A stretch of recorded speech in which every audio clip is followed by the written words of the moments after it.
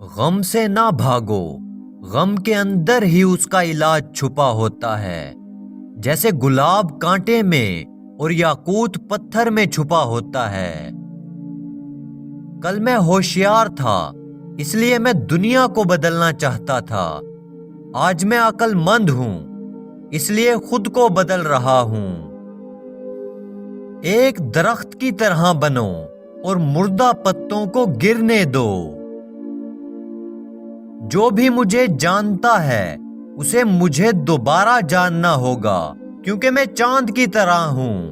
آپ مجھے ہر روز ایک نئے چہرے کے ساتھ دیکھیں گے۔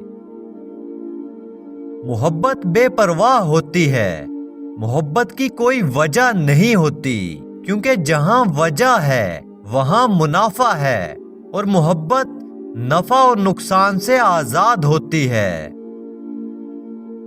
صوفی کو جو چیز صوفی بناتی ہے وہ ہے دل کی پاکیزگی۔ اداس نہ ہو، کیونکہ خدا انتہائی مایوس کن لمحوں میں امید بھیجتا ہے۔ مت بھولنا، سب سے زیادہ بارش سیاہ بادلوں سے نکلتی ہے۔ محبت اپنی مرضی سے آتی ہے، یہ کسی سکول میں نہیں سیکھی جا سکتی۔ اپنے آپ کو اپنے خیالات سے آزاد کر دیں۔ آپ کو اپنے دل کو اس وقت تک توڑتے رہنا ہے جب تک یہ کھل نہ جائے۔ آپ کا کام محبت کی تلاش کرنا نہیں ہے، بلکہ صرف اپنے اندر موجود ان تمام رکاوٹوں کو تلاش کرنا ہے جو آپ نے اس کے خلاف کھڑی کی ہیں۔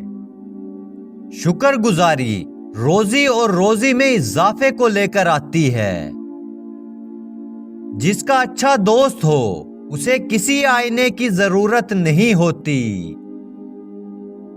جو خوبصورتی آپ مجھ میں دیکھتے ہو وہ دراصل آپ کا ہی عکس ہے۔ اگر آپ محبت میں گرفتار ہو گئے ہیں تو آپ کو یقیناً بہت سی آزمائشوں اور بہت زیادہ ہنگاموں سے گزرنا پڑے گا۔ میرے پیارے دل، کبھی یہ مت سوچنا کہ تم دوسروں سے بہتر ہو۔ لوگوں کے دکھ درد کو ہمدردی سے سنا کرو۔ مشکلات کی باتیں نہ کرو، نعمتوں کے سوا کچھ نہ بولو۔ اگر آپ ان کے بارے میں کچھ نہیں جانتے تو کوئی بات نہیں، بس کچھ نہ کہو۔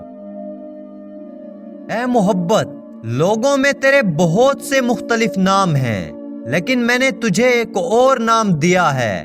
میں تجھے درد کہتا ہوں جس کا کوئی علاج نہیں۔ آپ کے دل میں ایک شمع ہے جو جلنے کے لیے تیار ہے۔ آپ کی روح میں ایک خلا ہے جو بھرنے کے لیے تیار ہے۔ آپ اسے محسوس کرتے ہیں، کیا آپ نہیں کرتے؟ ایک چادر کی طرح شکر گزاری پہن لو، یہ آپ کی زندگی کے ہر حصے کو بدل کے رکھ دے گا۔ دل کی اپنی زبان ہوتی ہے، دل بولنے کے 1000 طریقے جانتا ہے۔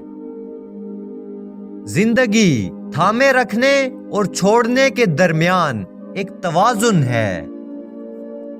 زخم وہ جگہ ہے جہاں سے روشنی آپ میں داخل ہوتی ہے۔ آپ جتنے خاموش ہوں گے اتنا ہی زیادہ آپ سن سکیں گے۔ ہم محبت سے پیدا ہوئے ہیں، محبت ہماری ماں ہے۔ آپ کی اپنی روح کو جاننے کی خواہش باقی تمام خواہشات کو ختم کر دے گی۔ ہم سب اپنے اندر ایک شدید جنگ لڑ رہے ہیں، دوسروں سے لڑنے کا کیا فائدہ؟ خامیاں تلاش کرنے والی اپنی ان آنکھوں کو بند کر دیں اور روحانی آنکھ کو کھولیں۔